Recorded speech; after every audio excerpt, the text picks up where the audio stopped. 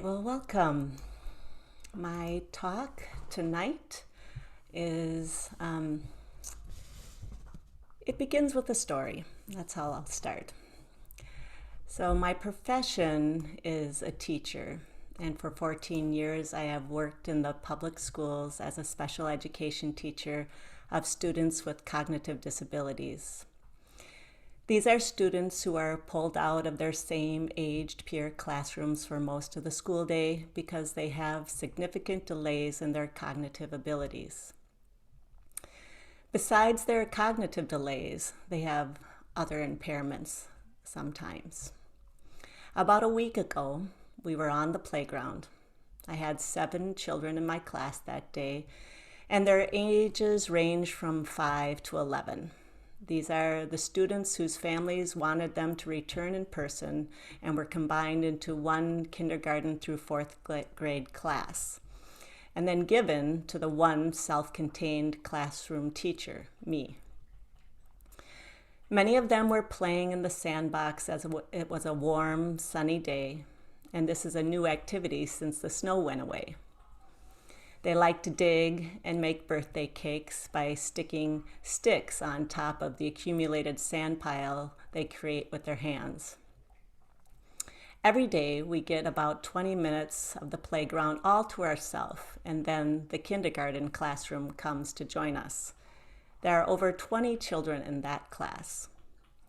Most of the time, my students are confused about how to interact with this group.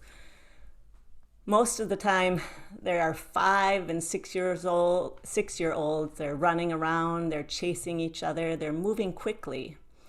Many times they're creating games that require imaginative play. One curious kindergartner stopped what she was doing and came near the sandbox where one of my paraprofessionals and I were watching over our kiddos. She took a long glance at my students, ages ranging from 6 to 11. I could almost see her brain working, developing before my eyes. She asked one of my older students, "What grade are you in?"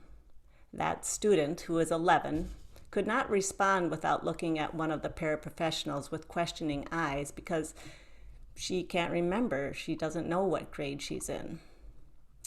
The para said, "She's in 4th grade." The inquisitive kindergartner looked at some of the other students who were noticeably smaller and said, "Why do you have different grades in your class altogether?" The para responded, "In our class, we have students who learn differently in their own way and in their own time. In our class, it doesn't matter what grade you're in." This girl, with bright blue eyes, tilted her head, looked directly into my eyes, paused, and very nonchalantly and matter-of-factly said, "Oh, I get it. I go to therapy." And then she skipped away, ponytail bouncing, as she went and joined her other classmates. As we move into a new way of being among one another, as many of us are becoming double vaccinated, my new greeting to my outer ring family members and friends has been, "I'm double vaccinated," to which they respond, "Me too." Will we nonchalantly admit that we've been going to therapy? What does showing your face to the whole world look like after 14 months into a pandemic? How can we continue to align ourselves with the Buddhist teaching, whether we are in a pandemic or on the other side of it?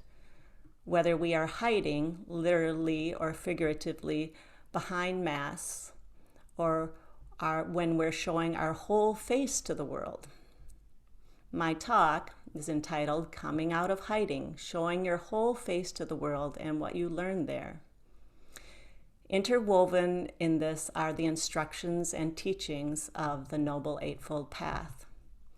I will focus on 3 of the 8 that form ethical conduct, or Sila. Sila is the second Paramita in Mahayana Buddhism. They are right speech, right action, and right livelihood. This is a definition from Tricycle magazine. They have a beginner's Buddhism tab, and it's just fantastic if you haven't gone there, tricycle.org. They say, right speech and right action refer to what we say and do, to not harming other people or ourselves with our words and behavior.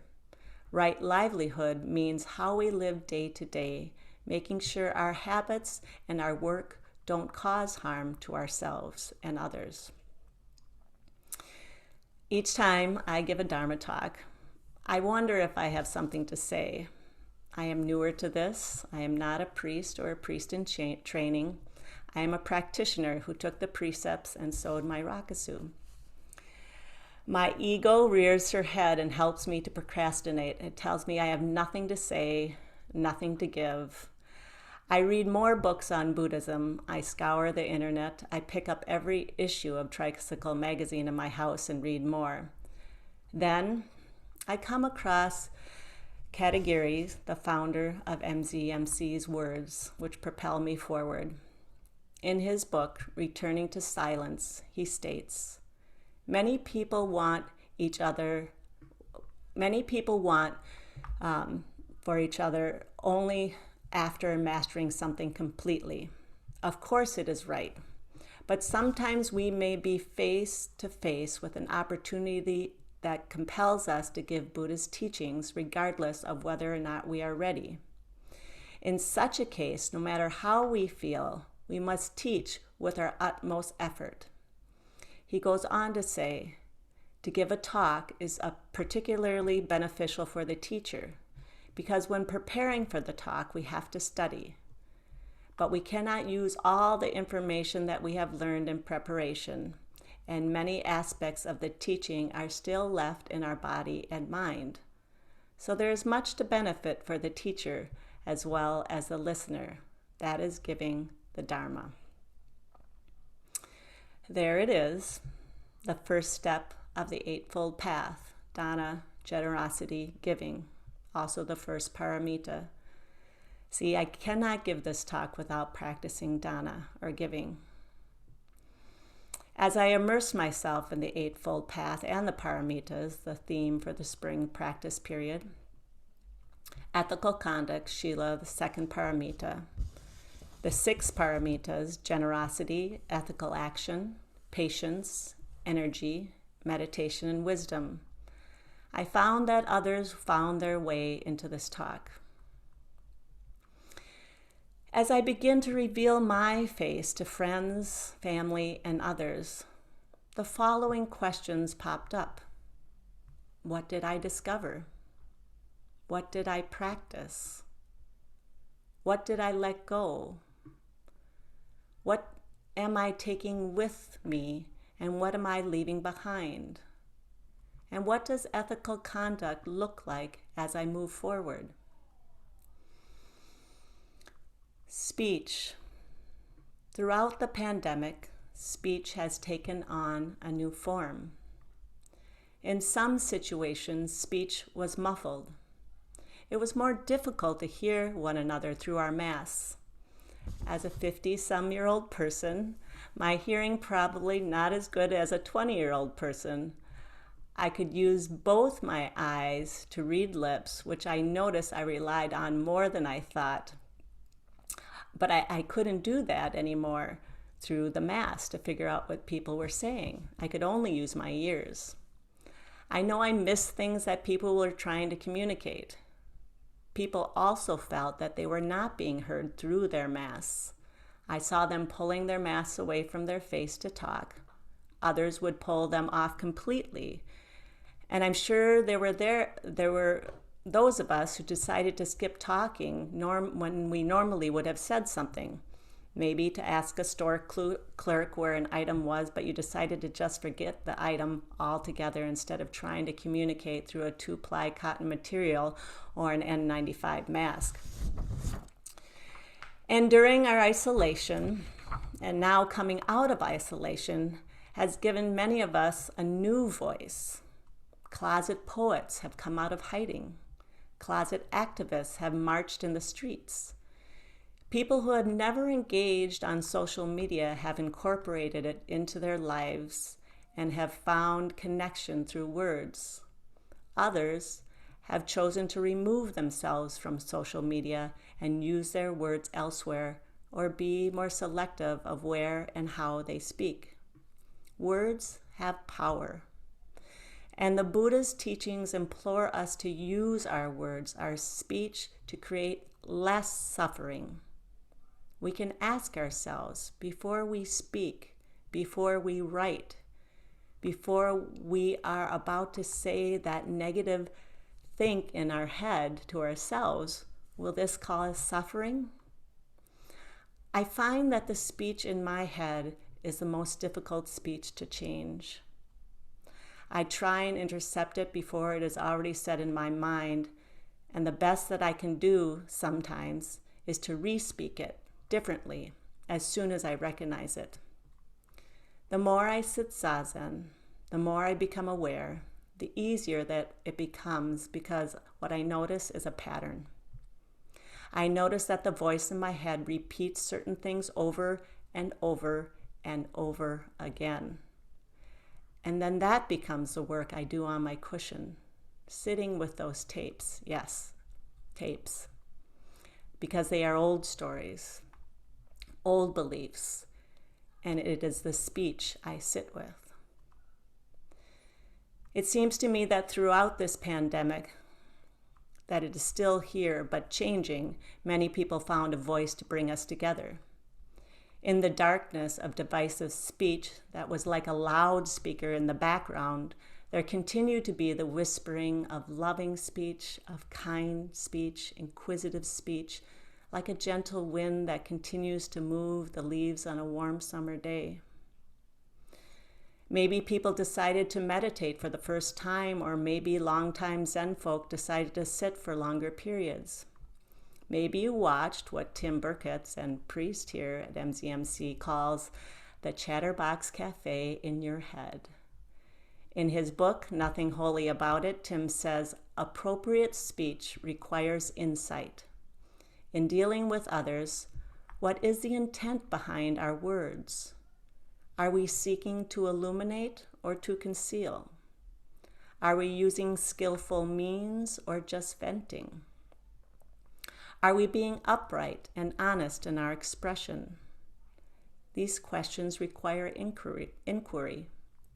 Appropriate speech also demands a degree of foresight. What will the impact of our words be? Will they create suffering or harmony? Zen invites us to inquire through our senses. As we sit in emptiness, we sit with all sensations, breath, smell, body, touch, sound, inward eyes, and all that arises inside, desire, aversion, difficulty, peace. I found an exciting article in the New York Times as I was doing this research. The Times reached out to teenagers in March of 2021 and asked them, what has it been like to be a teenager during the first year of a historic pandemic? The New York Times asked the question, and more than 5,500 responses poured in. I selected a few to share with you. Some of the stories had pictures and some did not. If they had a picture, I'm going to share that image on my screen. What I found in them is the underlying Buddhist message that encourages me to follow the Eightfold Path, specifically right speech, honest and upright, and right action, illuminating consciousness for the benefit of all beings. The first is from Suhala Surajal Islam, and I know I'm going to mess up on the names. A 15-year-old from Brooklyn, New York. Okay, what's it like being a teenager in quarantine? It's the same, I guess, except time passes more slowly and you're not allowed to go outside. It's feeling exhausted from all the schoolwork and touch-starved because your friends aren't there. Suddenly, the 2-bedroom apartment you share with 5 family members finally begins to feel cramped. It's feeling terrified because you share a room with your COVID-positive aunt who refuses to see a doctor. And you can hear your dad coughing through the walls, and your mom at 2 a.m. reciting Quran and rushing to make tea for both of them. She gets sick too. And suddenly you're failing classes because you can't keep up with helping your siblings and classwork and housework and the sick adults at home. Things start to look up though. The weather gets warmer and your family gets better. Being a teenager in quarantine is radical acceptance. Things happened and things are happening. You'll be okay. Now I'm going to try to share my screen because the next one has a picture. I might not be able to do that. Let's see. Hold on. Oh. I thought I had this. Hold on. Maybe I can do it. You think you have something and then you don't.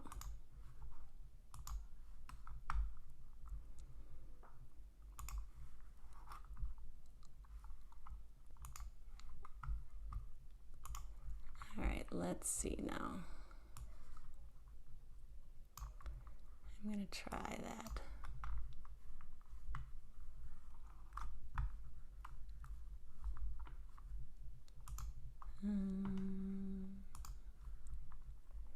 All right, I'm going to try one more time. Here we go.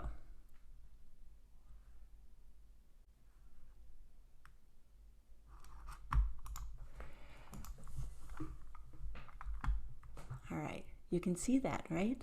Yay! Okay, now let's see if you can see that and I can read my words at the same time. Okay, so the second is from Sunyan Chen, a 16-year-old from Whippany, New Jersey. If you're reading this, take 5 deep breaths. And we'll take 1. Wasn't that nice? Just breathe became a mantra I told myself to get through the simple things.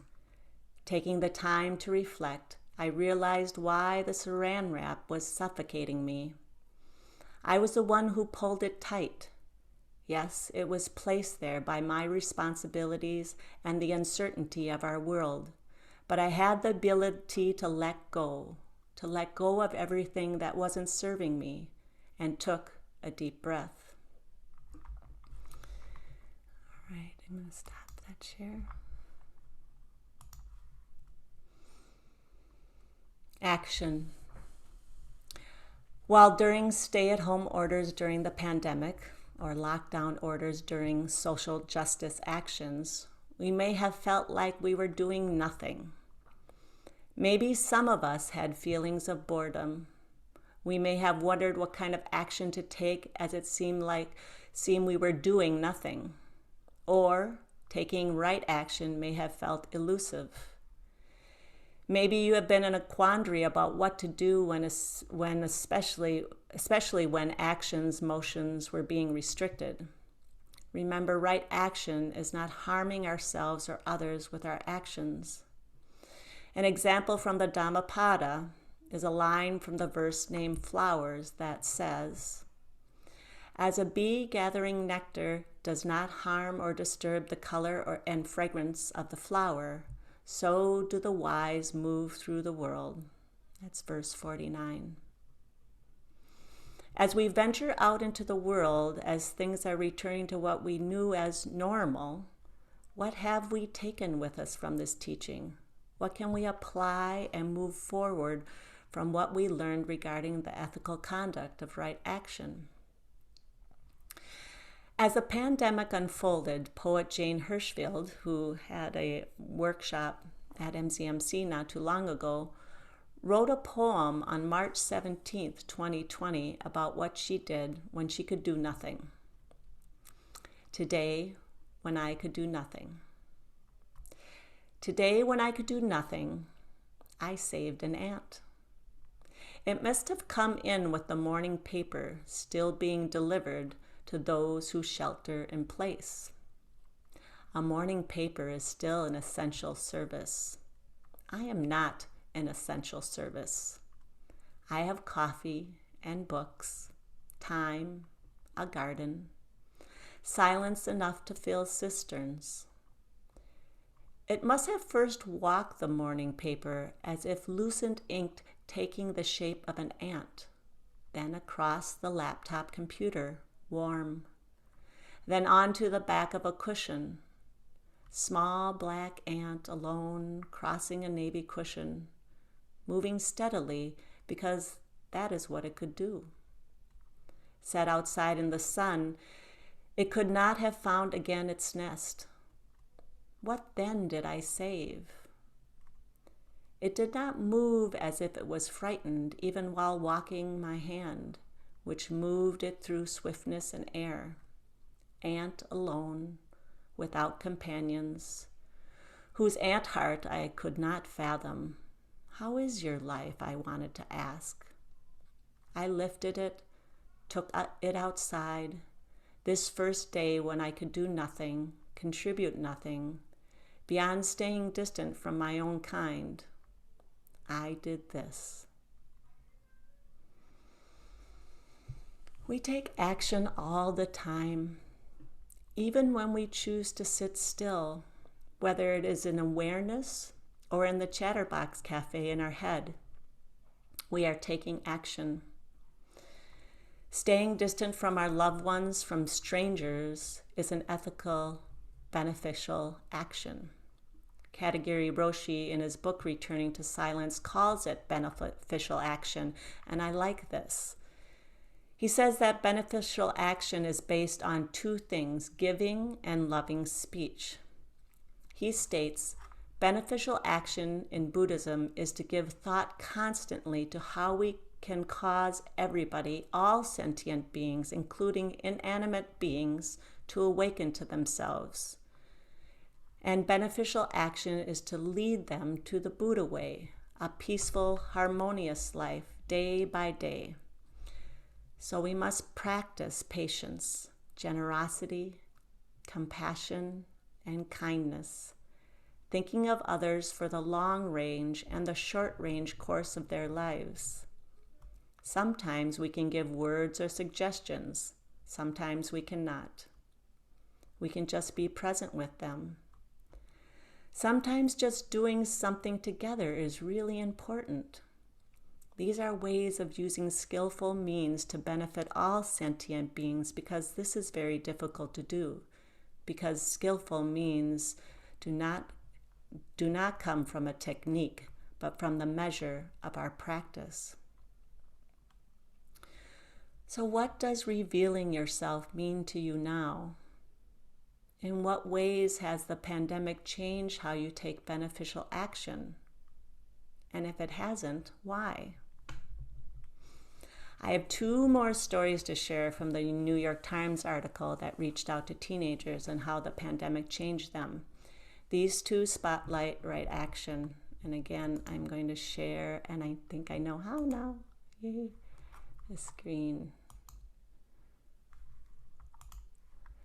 So we had that picture in this, oops, no, that's not it. There we go. This is the one. And we're gonna go down to the next picture. All right. So this is Christian Lee from La Habra, California. He says, the Black Lives Matter movement has encouraged me, an entire generation of young people, to speak up.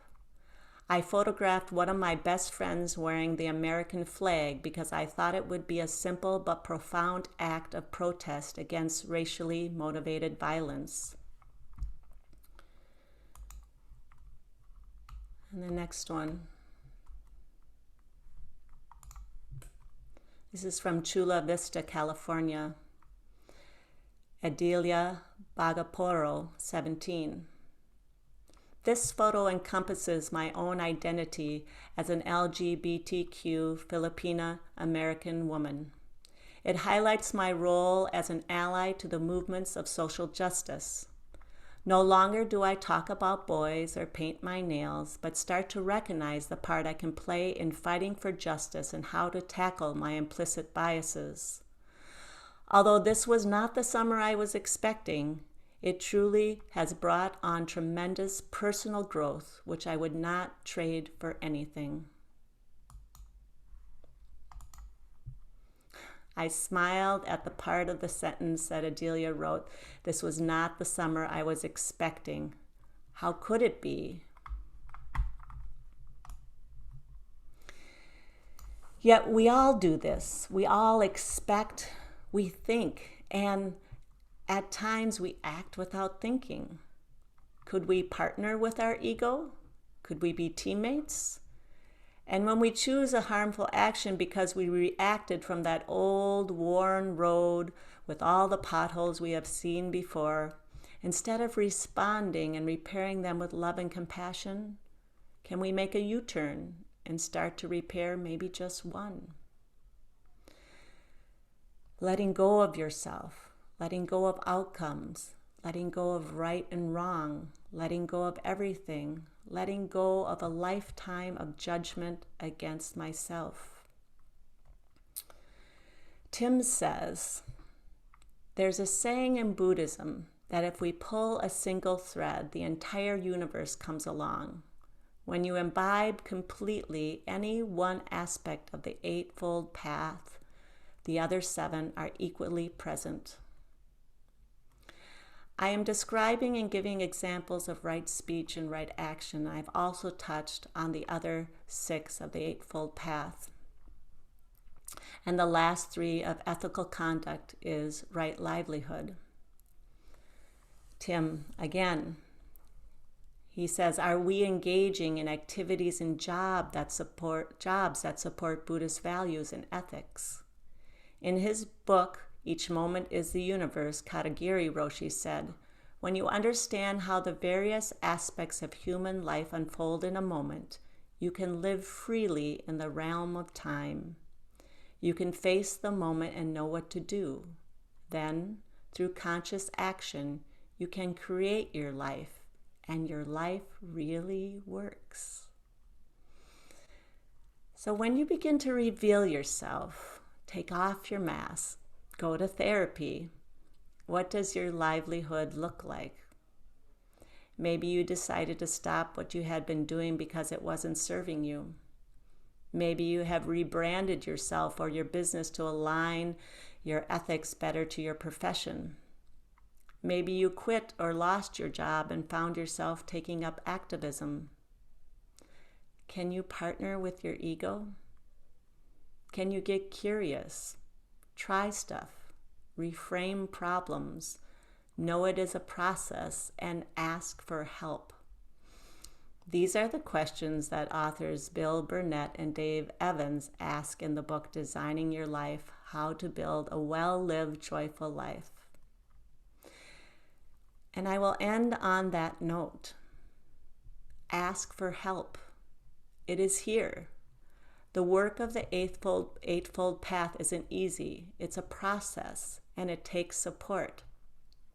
At this Zen Center, you can meet with a teacher, and I highly recommend it.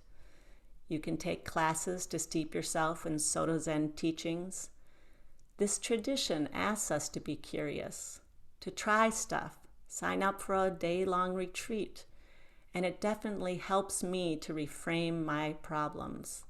Things that I used to think of as soul-crushing catastrophes are no longer as horrendous as I thought, because they were just that, thoughts. As you begin to reveal yourself, taking off your mask and showing your whole face to the world, the person that went through the last 14 months of the pandemic is not the same person as before. Who is this person now? What have you learned? What will you say and how will you say it? What action will you take? How will you do it? You are the person you get to be with most, from sunup to sundown, until the day you take your last breath. Speak kind words to her. Be compassionate and caring in your actions to her. And as you walk the path, like Carrie Garcia said, you create your life, and it really works.